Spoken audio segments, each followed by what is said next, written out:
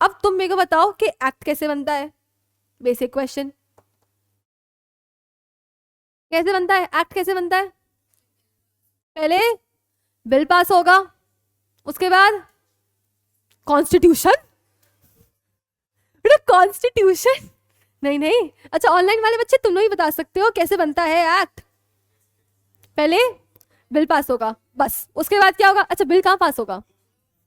लोकसभा में पास होगा, फिर राज्यसभा में पास होगा, उसके बाद अरे प्रेसिडेंट साइन, उसके बाद ऑफिशियल गैजेट में छपेगा। ठीक है, वेरी गुड।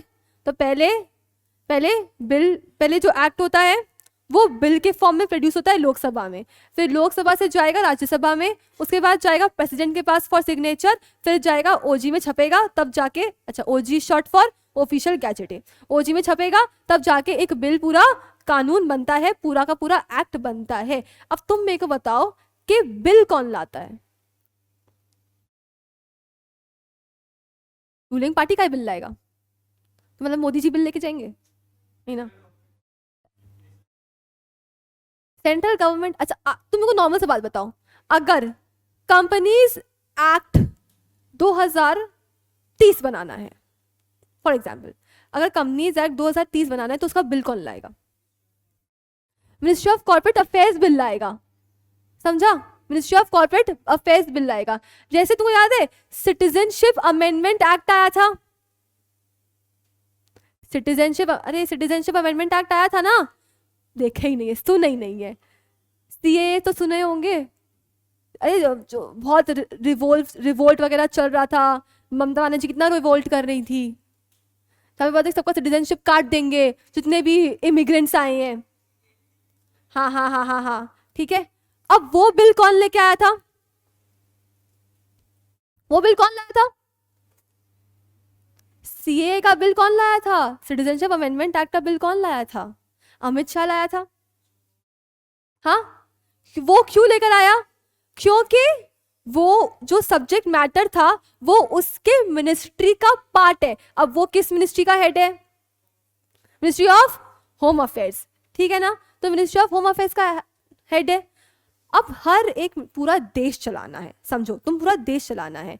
पूरा देश कौन चलाएगा? रूलिंग पार्टी चलाएगा, और पूरा देश चलाने का जिम्मेदारी वो रूलिंग पार्टी का हेड के ऊपर में होता है। और रूलिंग पार्टी का हेड कौन है? प्राइम मिनिस्टर, यानी कि नरेंद्र मोदी। अब तुम सोचो कितना सारा सब्जेक्ट मैटर्स है, डिफेंस भी है, एजुकेशन भी है, ट्रांसपोर्ट भी है, कॉर्पोरेट अफेयर्स भी है, हर जगह वही पहुंच जाए, एक्सटर्नल अफेयर्स भी है, हर जगह वही पहुंच जाए?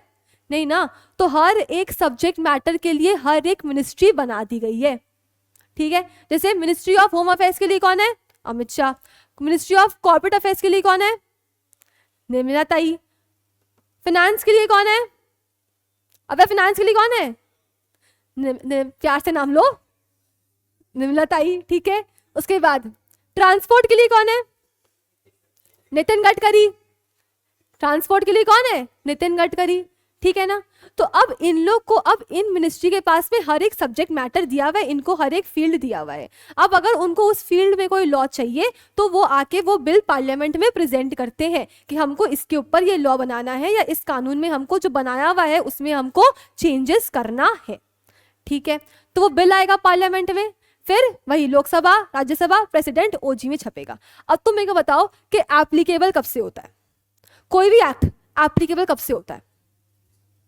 जब वो ओजी में छप जाता है। नॉर्मली एक्ट एप्लीकेबल तभी से होता है जब ओजी में वो छपता है। लेकिन अगर एक्ट में कोई अलग डेट दिया हुआ है कि भाई हम ये एक्ट इसी तारीख से एप्लीकेबल करेंगे, इरिस्पेक्टिव ऑफ द फैक्ट कि वो ऑफिशियल गैजेटे में कोई सा भी डेट में छप रहा हो, तो फिर वो उस डेट में माना जाएगा। नॉर्मल रूल क्या है? Date of publication in official gazette. लेकिन स्पेशल केस क्या है? जहां पे एक्ट में ऑलरेडी एक सेपरेट डेट दिया हुआ है, ठीक है? अब कोई मेरे को बता सकता है कि कंपनीज एक्ट कब आया था? 2013। डेट, तुम लोग स्मार्ट हो मतलब, है ना? 30 तारीख से बोलो, मंथ से गलत बोले हो। कंपनीज एक्ट का 2 डेट है, कंपनीज एक्ट का 2 डेट है, सुनो ध्यान से। तो अब तुम्हारे एग्जाम के लिए जितनी बात करें हम लोग सब रेलिवेंट है, ठीक है? कंपनीज एक्ट का 2 डेट है। अब प्रेसिडेंट का अप्रूवल मिला था 29 अगस्त को 2013, ऑफिशियल गैजेटे में छापा गया था 30 अगस्त 2013। तो अब तुम मेरे को बताओ कि एप्लीकेबल कौन से डेट से हुआ होगा? 30 अगस्त 2013। ठीक है, हम तुमको बेयर एक्ट दिखाते हैं, तुमको और क्लियरली समझ आएगा। ये देख रहे हो, दिख रहा है? ऑफिशियल गैजेट दिख रहा है, ये देखो।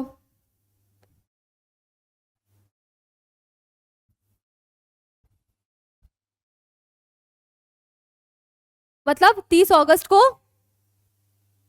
को छापा गया है, ठीक है, लेकिन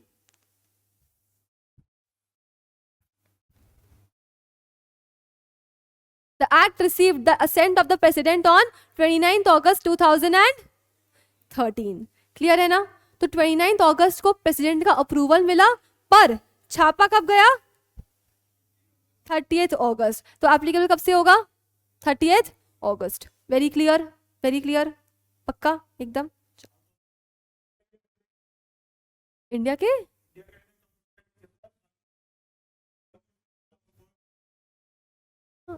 आएंगे, उस पर भी आएंगे, अभी तक आए नहीं हमने, एक एक पॉइंट लेके चलते हैं अपने। यहाँ तक ठीक है तुमको? पक्का क्लियर है? अच्छा चलो, अब कंपनीज एक्ट बन गया।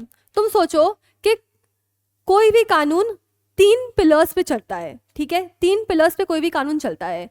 एक पिलर है तुम्हारा लेजिस्लेचर, एक है एग्जीक्यूटिव और एक है जुडिशियरी। तो लेजिस्लेचर का काम क्या है? लेजिस्लेचर का काम है कानून बनाना, यानी कि पार्लियामेंट, यानी कि पार्लियामेंट, ठीक है। अब उस कानून को इम्प्लीमेंट करना या फिर ये चेक करना कि कानून सही से फॉलो हो रहा है कि नहीं हो रहा है, ये काम किसका है? एग्जीक्यूटिव का है। और ये जो कंपनीज एक्ट या कॉर्पोरेट का टॉपिक है, ये कौन से मिनिस्ट्री को दिया हुआ है? मिनिस्ट्री ऑफ कॉर्पोरेट अफेयर्स को दिया हुआ है, जिसकी हेड कौन है? निर्मला सीतारमन जी है, ठीक है। अब तुम मेरे को बताओ, इंडिया में अभी पूरे, देखो ये एक्ट तो ऑल ओवर इंडिया एप्लीकेबल है, तो अब ऑल ओवर इंडिया अगर एप्लीकेबल है तो कंपनीज एक्ट सारे कंपनी के ऊपर एप्लीकेबल है, और सारे कंपनी को एडमिनिस्टर, सारे कंपनी के ऊपर चेक रखना पड़ेगा कि कंप्लायंस सही से हो रहा है कि नहीं हो रहा है। टोटल इंडिया में कितने कंपनीज हैं? बहुत सारे। वाह, ये तो अच्छा आंसर था, बहुत सारे। Any idea? Any idea? Wild guess? Any wild guess? देखो तुम गलत ही बोलोगे, मेरे को पता है, यहाँ पे तुम सीखने ही आए हो, बट वाइल्ड गेस, कोई भी वाइल्ड गेस कर सकते हो। हाँ, 4 लाख, चलो ठीक है। और बस जो मन में नंबर आ रहा है बोल दो। 983? अब उससे तो 4 लाख से तो ऊपर बोल। वाह, इतना सेफ प्ले कर रहे हो तुम लोग। 10 लाख, चलो वेरी गुड। और you will be shock to know कि इंडिया में more than 19 lakh registered companies हैं। कितने? 19 लाख से भी ज्यादा कंपनीज है, ठीक है। सुनो, 19 लाख है क्या? उससे ज्यादा ही, 29 है शायद, रुको चेक करते हैं। देखो, अब तुमको हम एक वेबसाइट दिखाते हैं।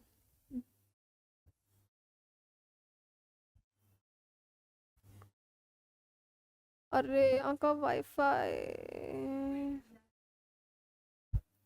20 लाख कंपनीज है जिसमें से 19 लाख शायद तुम्हारा एक्टिव कंपनीज है। रुको एक मिनट, देखो ना बाहर में कोई है क्या?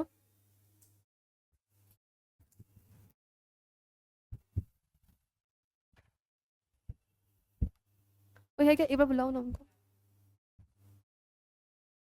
भैया वाईफाई कनेक्ट कर दीजिए ना इस रूम का।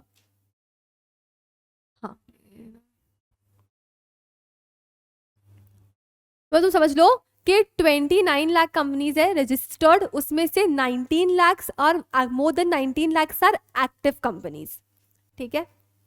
29 लाख रजिस्टर्ड कंपनी, अभी पता चल जाएगा एग्जैक्ट डेटा, वेट कर लेते हैं अपने। अब तुम 29 लाख और 19 लाख, ठीक है। बीच वाले कितने हो गए? अप्रोक्स 10 लाख। तो ये लोग क्या कर रहे हैं? हाँ, डॉर्मेंट। डॉर्मेंट नहीं है, ठीक है ना ये लोग। हाँ, इनएक्टिव है। डॉर्मेंट और इनएक्टिव में बहुत डिफरेंस होता है, फर्क होता है, ठीक है। डॉर्मेंट कंपनीज भी हैं बट उनका डिटेल अलग से दिया हुआ है, ठीक है।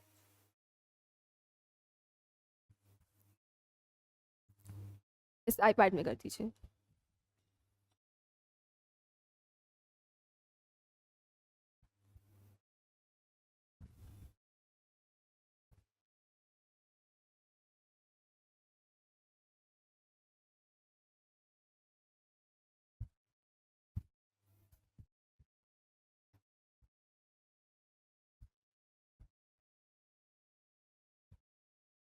Incorrect password.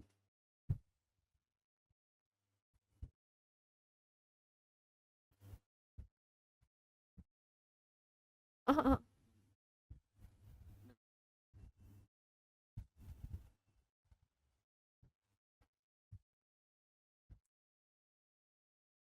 Thank you thank you. चलो हम कहाँ थे, देखो अब तुमको हम लेके जा रहे हैं एमसी की वेबसाइट पर। तुम जब आर्टिकलशिप में काम करोगे, जब तुम काम करने जाओगे, तुम्हारा दो वेबसाइट सबसे फेवरेट वेबसाइट होगा। एक होगा इनकम टैक्स का वेबसाइट और एक होगा एमसीए का वेबसाइट, ठीक है। जितना इस वेबसाइट को बार बार क्या बोलते हैं खोलोगे, विजिट करोगे जितनी बार इस वेबसाइट को बार बार विजिट करोगे उतना तुम्हारे लिए अच्छा होगा, जितना फेमिलियरिटी होगा उतना अच्छा होगा। दो अपने क्लास में इसको बहुत बार विजिट करेंगे, ठीक है। देखो इसका ये टैब दिख रहा है तुमको आराम से, ठीक है, Modi ji is the brand ambassador. फिर डेटा एंड रिपोर्ट्स में तुम रिपोर्ट में जाओगे, मंथली दिख रहा है, मंथली इंफॉर्मेशन बुलेटिन, ठीक है। This is the report as on 24 August 2025। अब इस डेटा के हिसाब से तुम देखो कितने रजिस्टर्ड कंपनीज है, 29,51,311, रफली 29 लाख कंपनीज है। उसमें से एक्टिव कितने हैं, 19,40,000, रफली 19 लाख पकड़ते हैं अपने, ठीक है। तो ये जो 10 लाख के बीच वाला गैप है वो कहाँ गया है, एग्जिस्ट कर रहे हैं उन लोग पर क्या कर रहे हैं वो नहीं मालूम, ठीक है। वो डॉर्मेंट भी नहीं है, वो इनएक्टिव है, ठीक है। देखो अच्छे से देखो, देखो registered companies, active companies, closed companies, dormant company का अलग से डेटा दिया हुआ है, ठीक है। डॉर्मेंट कंपनी का काम क्या है बेटा, फाउंडेशन का ज्ञान, फ्यूचर प्रोजेक्ट के लिए है, फ्यूचर पर्पस के लिए है, एसेट होल्ड करता है। माय क्वेश्चन इज एक कंपनी डॉर्मेंट कितना साल तक रह सकता है, वो significant accounting transaction dormant company में तो कभी नहीं होना चाहिए। अगर आपने 2 साल तक नहीं किया है सिग्निफिकेंट अकाउंटिंग ट्रांजैक्शन तब आप इनएक्टिव कंपनी हो, जरूरी नहीं है कि आप डॉर्मेंट हो। इनएक्टिव कंपनी डॉर्मेंट कंपनी का स्टेटस ऑब्टेन करने के लिए अप्लाई कर सकता है, ठीक है। इनएक्टिव कंपनी डॉर्मेंट में कन्वर्ट हो सकता है, क्लियर है। डॉर्मेंट कंपनी इनएक्टिव होगा जरूरी नहीं है एकदम भी, इनएक्टिव कंपनी डॉर्मेंट बन सकता है या आप कोई फ्रेश कंपनी को एज अ डॉर्मेंट कंपनी बना सकते हो, आप dormant company as a registered हो सकते हो, ठीक है। तो एक कंपनी डॉर्मेंट कितना साल तक रह सकता है, एक कंपनी डॉर्मेंट मैक्सिमम 5 साल तक रह सकता है। अगर 5 साल के बाद भी डॉर्मेंट ही रहोगे तो क्या होगा, आरओसी नाम स्ट्राइक ऑफ कर देगा, मतलब अपने रजिस्टर से तुम्हारा नाम, कंपनी का नाम हटा देगा। जैसे तुम स्कूल जाते थे, ठीक है, अब स्कूल में तुम्हारा नाम रजिस्टर में लिखा रहता था, वैसे ही आरओसी के पास में एक रजिस्टर रहता है जिसमें वो सारे कंपनी का नाम लिख करके रखता है कि भाई कौन से कंपनी में क्या चल रहा है। और अगर तुम 5 साल से बेसी डॉर्मेंट रह गए तो तुम्हारा नाम आरओसी स्ट्राइक ऑफ कर देगा, अपने रजिस्टर से काट देगा नाम, समझे हो, ये है डॉर्मेंट कंपनी। क्लियर है? ये जो रिपोर्ट है ये हर बार हर महीने एमसीए रिलीज करती है। एनुअल रिपोर्ट भी रिलीज होता है एमसीए का, सब होता है, ठीक है। प्राइवेट पब्लिक कंपनी सुना है क्या? हर स्टेट में कितना कंपनी है तुमको वो भी दिख जाएगा, सारा डेटा जो तुमको चाहिए सब मिल जाएगा। तुम देखो, सुनो,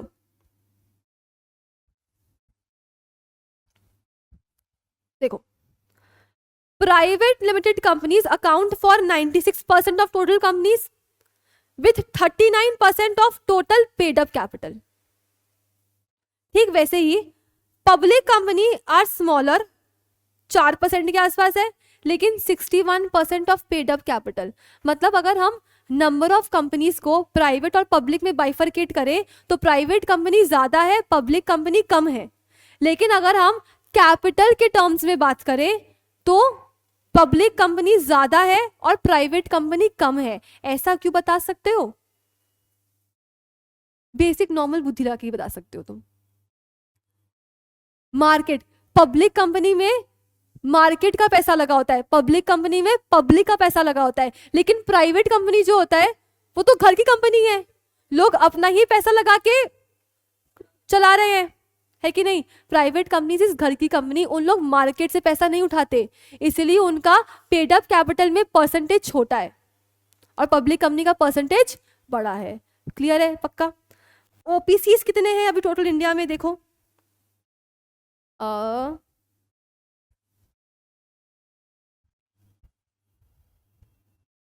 आ गया,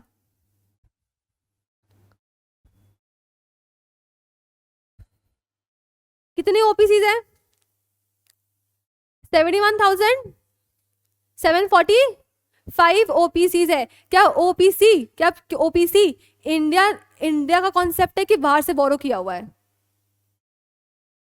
ओपीसी का कॉन्सेप्ट बाहर से बोरो किया हुआ है, इंडिया का कॉन्सेप्ट है ही नहीं। अमेजोन सुने हो? अमेजोन सुने हो ना? It's started as an OPC, ठीक है। तो ओपीसी का जो कॉन्सेप्ट है वो बाहर से बोरो किया हुआ है, ठीक है क्या? अभी क्लियर? एकदम श्योर है? अच्छा, उसके बाद तुम सोच रहे हो 71,000 से भी ज्यादा ओपीसीज है आज के डेट में इंडिया में, और एलएलपी कितने हैं? मोर देन 21,000 एलएलपीज ऐड हुए हैं। तो टोटल नंबर ऑफ एलएलपीज कितने हैं? 4 लाख से भी ज्यादा एलएलपीज है, जो तुम कंपनी का नंबर बोल रहे थे, है ना? 4 लाख से भी ज्यादा एलएलपीज है। तुम सोचो, इतने सारे 29 लाख कंपनीज, ओबीसी अलग, एलएलपी अलग, कौन मैनेज कर रहा है ये सारा? एमसीए मैनेज कर रहा है। तो तुमको लग रहा है निर्मला ताई से अकेले हो जाएगा? पॉसिबल ही नहीं है मैनेज करना, ठीक है। तो देखो, उसने भी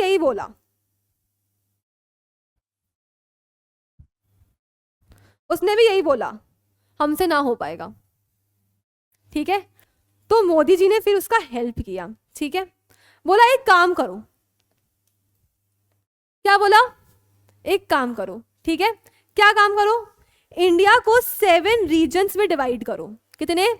7 रीजन्स में डिवाइड करो, और हर एक रीजन में तुम अपना एक सेनापति खड़ा कर दो, और वो सेनापति होगा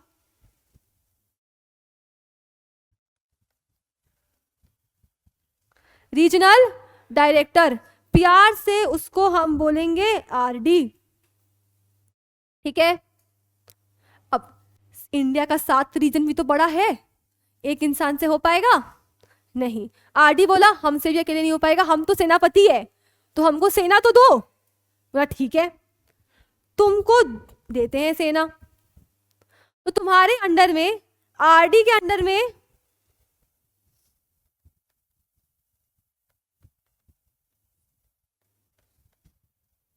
एक आएगा रजिस्ट्रार ऑफ कंपनीज, जिसको हम प्यार से बोलेंगे आरओसी, और एक आएगा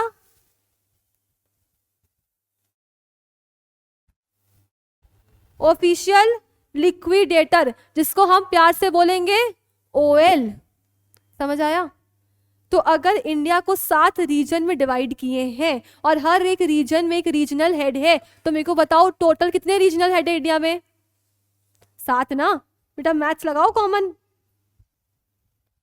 7 आरडीज हैं, ठीक है। और करेंटली इंडिया में आरओसीज एंड ऑफिशियल लिक्विडेटर्स कितने हैं? इंडिया में अभी टोटल 25 आरओसी है एंड 24 ऑफिशियल लिक्विडेटर्स हैं। आरओसी स्टेट टू स्टेट बात करेंगे उसके ऊपर भी अपने, ठीक है। क्लियर है क्या? एकदम श्योर है? हर स्टेट का अपना एक आरओसी है, कुछ स्टेट के कंबाइंड आरओसी भी है और कुछ ऐसा स्टेट्स भी है जहां पे मल्टीपल आरओसीज है। नॉर्मली क्या रूल होना चाहिए? एक स्टेट में एक आरओसी, बट 2 ऐसे स्टेट्स हैं जहां पे 2 आरओसीज हैं। एक है, सुनो ना, एक है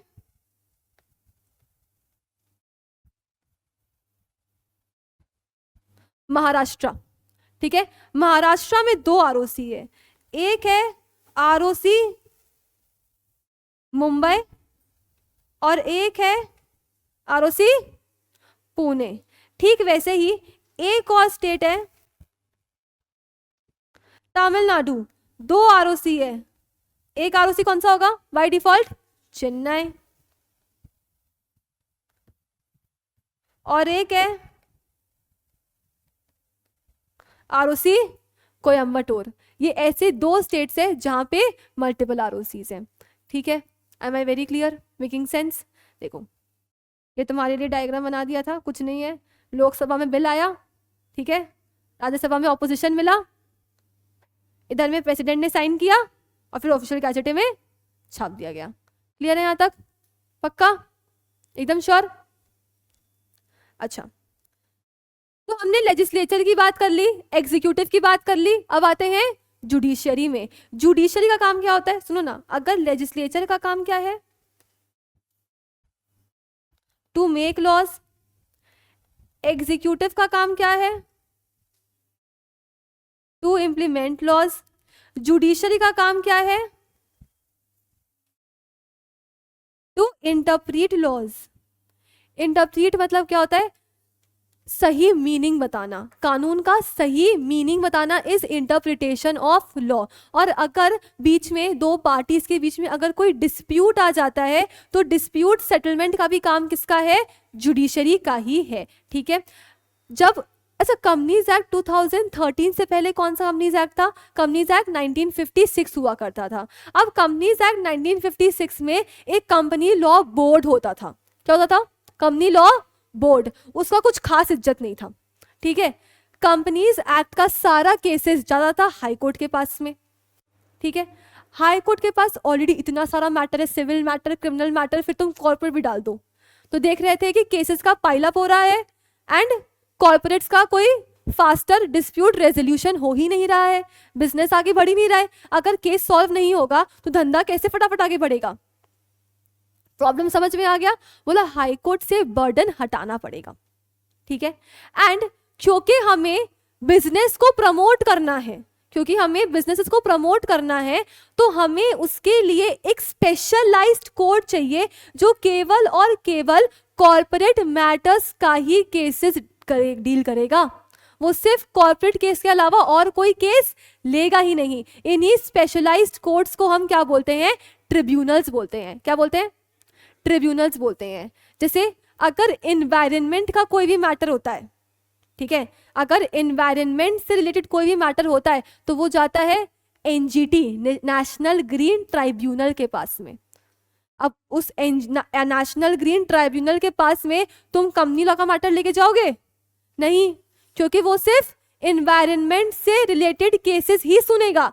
ठीक वैसे ही ये वाला ट्रिब्यूनल भी सिर्फ कॉर्पोरेट केसेस ही सुनेगा। तो इसके लिए कॉर्पोरेट मैटर्स के लिए जो स्पेशलाइज्ड ट्रिब्यूनल है उसका नाम है नेशनल कंपनी लॉ ट्रिब्यूनल।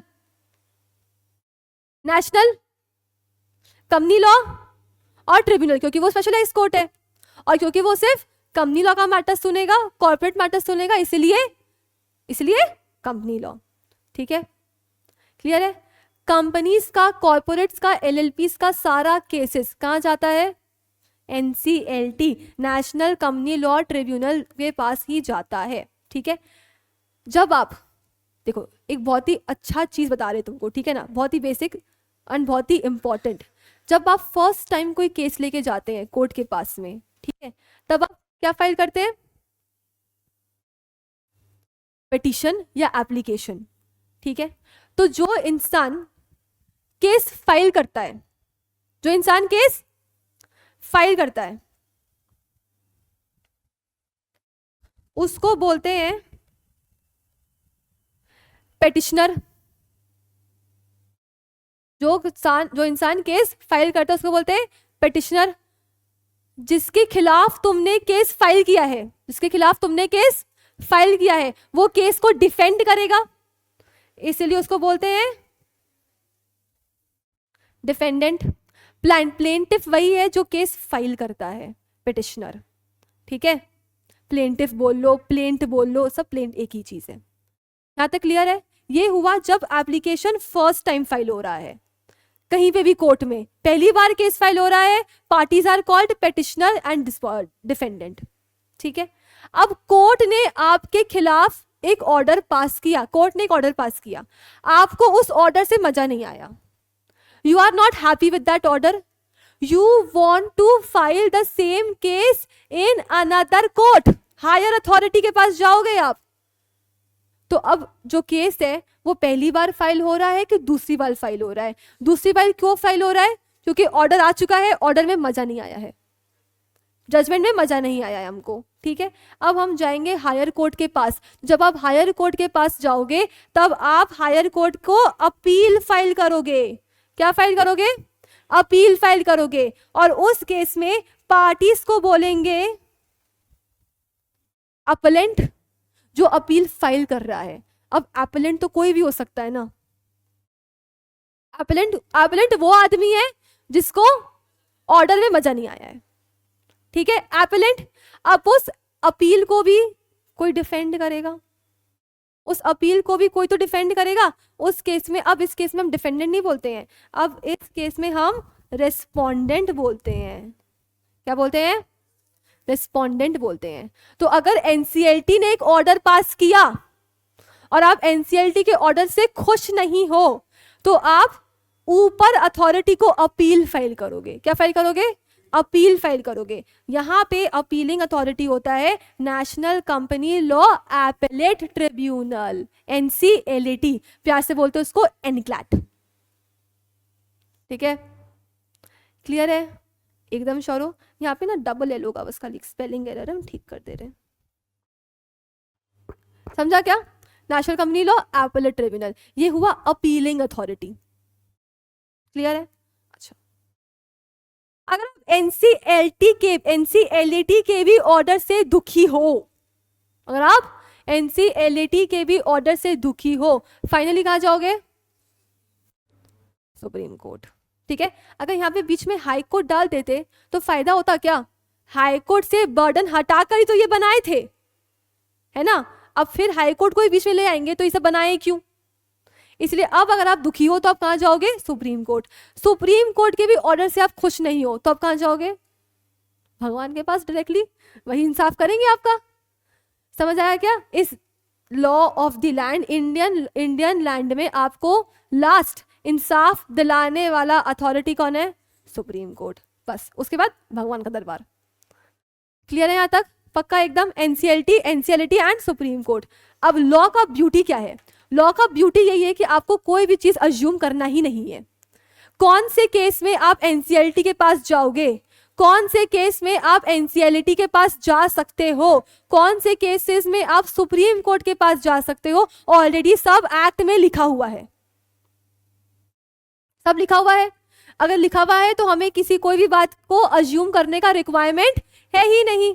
और जैसे जैसे हम पढ़ेंगे वैसे वैसे हमें समझ आ जाएगा कि हमें कब किसके पास जाना है। और ऐसा भी है जहां पे एनसीएलटी के पास चले गए, जरूरी नहीं है हर केस में आप एनक्लैट के पास जा पाओगे। समझा? तो ये भी लॉ में लिखा हुआ है कि कहां पे आपको किसके पास जाना है। Am I very clear? Sure? ये चार्ट अब तुम बनाओगे, ड्रॉ नहीं करना है, हम उसी पे आ रहे थे, तुमको ड्रॉ नहीं करना है। ठीक है, ड्रॉ नहीं करना है, डोंट वरी।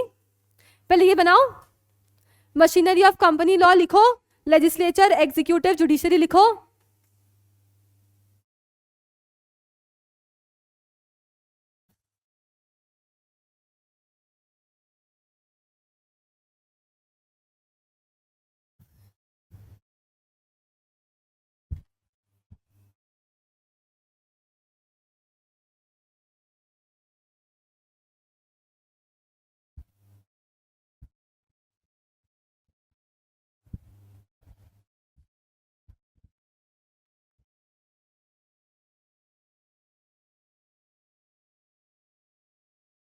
लिखा, लिख लिया ना।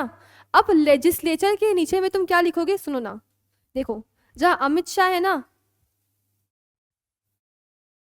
लोकसभा, नीचे एरो टान के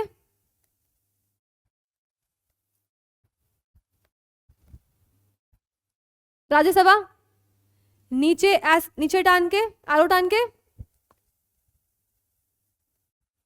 असेंट ऑफ प्रेसिडेंट। असेंट मतलब क्या होता है, अप्रूवल, ठीक है। Assent is a bit more legal term for approval, ठीक है। एंड फाइनली लास्ट में तुम एरो टान के लिख देना, publication in official gazette.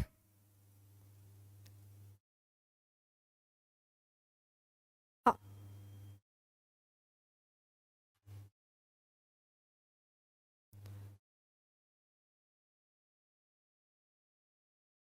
Done है क्या, ठीक है। तो पहले लेजिस्लेचर एरो दिया, लोकसभा एरो दिया, राज्यसभा एरो दिया, असेंट ऑफ प्रेसिडेंट एरो दिया, पब्लिकेशन इन ऑफिशियल गजेट, ठीक है। अब आ जाओ एग्जीक्यूटिव में। अब एग्जीक्यूटिव में जहां निर्मला ताई हैं, ठीक है, वहां पे इनको एक बार हटा देते हैं, तुम वहां पे लिख देना एमसीए, ब्रैकेट में headed by SMT. SMT short for Shrimati, very good, Nirmala Sitharaman, ठीक है। फिर जैसे लिखा हुआ है आर डी आर ओ सी, सब सब लिख लो।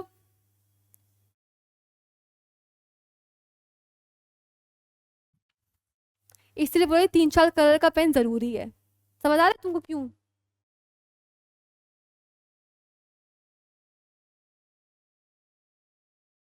तुम लोग लगे आपका क्या है, आप तो सिर्फ ऐसे डॉट मार के चेंज कर लेते हैं, हमें बार बार पेन चेंज करना पड़ता है, ठीक है, हम भी वहीं से उठ के आए हैं यहाँ पे।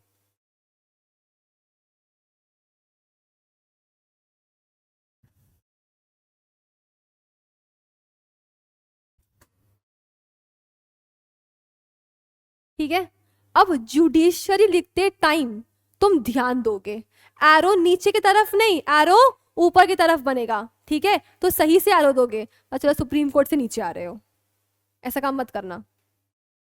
अच्छा, ये भी लिख लेना, जहां पे 2 आरओसी है, महाराष्ट्र में 2 है, तमिलनाडु में 2 है, ये चीज भी लिख लेना।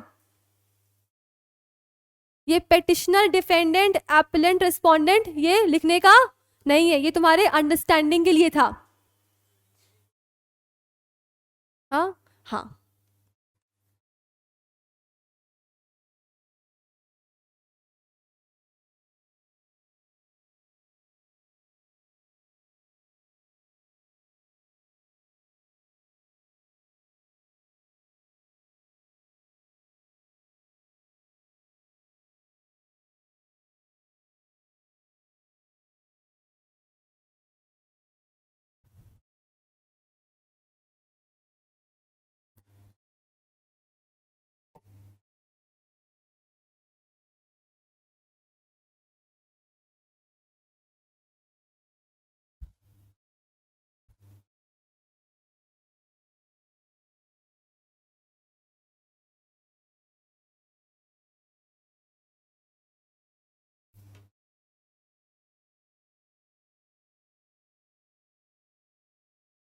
हाँ हाँ,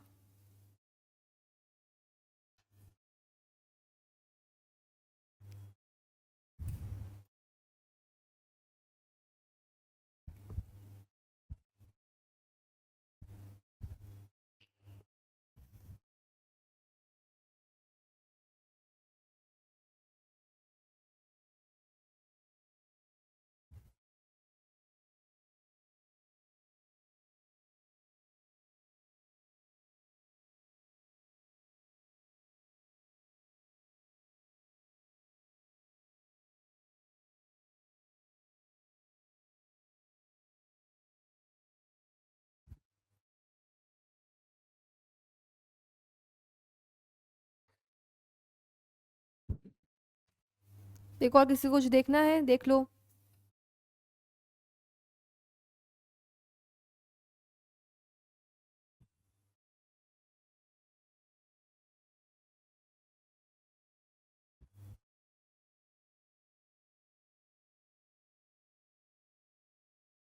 सबको लिखना हो गया?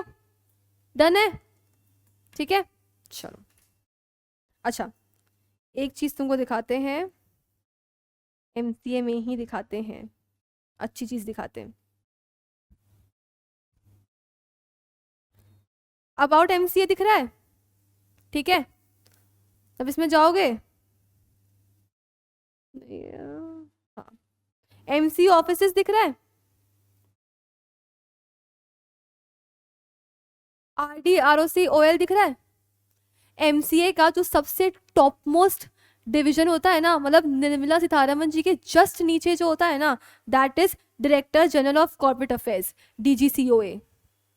ठीक है ये सबसे हाईएस्ट पोस्ट है एमसीए ऑफिस का। और यहां तक पहुंचते कैसे हैं?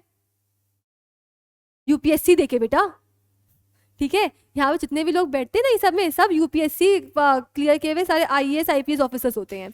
ठीक है देखो आरडी देखो पहले, 7 आरडीज है, 7 रीजन दिख रहा है? दिख रहा है क्या? नॉर्थ में कहाँ होगा बताओ तो?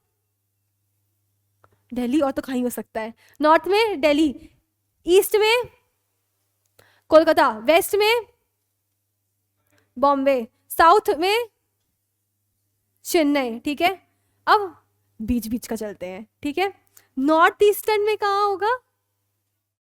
नॉर्थ ईस्टर्न देखो पता पता था हमको। नॉर्थ ईस्टर्न में कहाँ होगा? शिलोंग, नॉट वेरी क्लोज पर शिलोंग। ठीक है नॉर्थ ईस्टर्न में शिलोंग है। नॉर्थ वेस्टर्न में कहाँ है? ये राजस्थान दिख रहा है तुमको?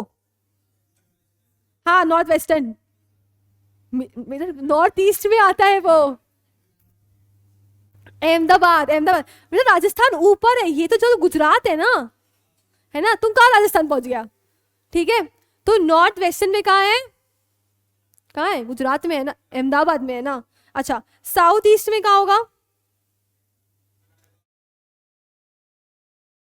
हैदराबाद। ठीक है it is Hyderabad. Karnataka, Karnataka south. ठीक है क्लियर है क्या? पक्का? देखो अब हर एक ऑफिस का अगर तुमको डिटेल भी चाहिए ना, एड्रेस वगैरह कुछ भी चाहिए ना, तुम देखो सब दे देते हैं इन लोग। जैसे अगर हम अपने ईस्टर्न रीजन में हैं तो एक बार ईस्टर्न रीजन का खोलते हैं। खुल जा, इसको मन नहीं है। सही बात है। आरओसी क्लियर है? इतने देखो इतने सारे आरओसी है, सब जगह में आरओसी है। तुम देखो महाराष्ट्र में तुमको 2 दिख रहा होगा, मुंबई पुणे। ठीक है और ठीक वही देखो तुमको यहाँ पे भी क्या बोलते हैं, तमिलनाडु में भी तुमको 2 दिख रहा है, चेन्नई और कोयम्बटूर। ठीक है और पौंडीचेरी मतलब पुडुचेरी, वो तो यूटी है ना। अगर कोई मेरे को बोलता ना कि यूटी इसमें हमें 3 है, पीटते हम सब पकड़ के। यू पुडुचेरी यूटी है ना, तो अलग ही है ना उसका तो आरओसी। ठीक है ना स्टेट में तो नहीं आएगा बस। ठीक है क्लियर है क्या यहाँ तक? पक्का? ठीक ऐसे ही ओएल है, समझा? तो अपना वेस्ट बंगाल लास्ट में ही है, छोड़ दो ये। अच्छा खुल गया, ये देखो ये है अभी का आरओसी करंट, आर्या जयंत प्यारेलाल। आर्या जयंत प्यारेलाल। ठीक है ये हमारे आरओसी हैं। अगर आप कोई भी डॉक्यूमेंट जब भेजोगे ना आरओसी को, बकायदा नाम जाता है। हाँ हाँ ये भी यूपीएससी ही दिया है, समझा? क्लियर है यहाँ तक? एकदम श्योर हो? पक्का? थोड़ा थोड़ा इंटरेस्ट आया ऐसे जब चीजें चलती हैं तब तो समझ आता है कैसे से चलती हैं। यहाँ तक सही है? ठीक है